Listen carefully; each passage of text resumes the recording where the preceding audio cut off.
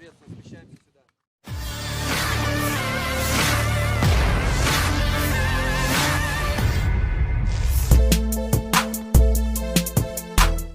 Pertahanan Rusia Sergei Shoigu mengunjungi pusat pelatihan bagi warga negara Rusia yang dimobilisasi. Rekamannya ramai beredar di media sosial Telegram pada Rabu 28 September 2022. Dalam kunjungan tersebut terlihat Sergei Shoigu didampingi oleh komandan dari pusat pelatihan. Kedatangan Sergei Shoigu tidak hanya memantau perkembangan pelatihan, namun Menteri Pertahanan Rusia itu juga memimpin jalannya upacara yang sekaligus penyerahan senjata kepada para peserta pelatihan.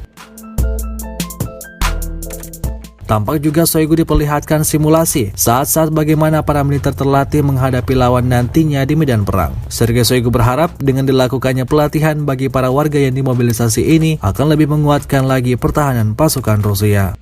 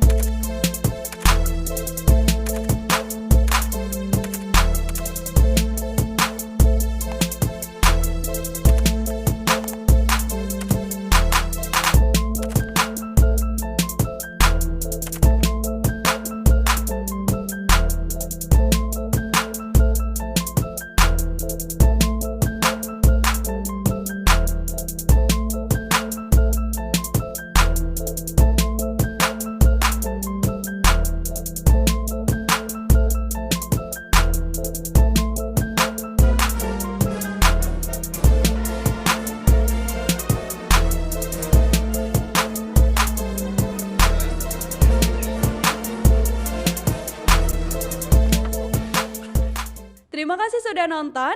Jangan lupa like, subscribe, dan share ya.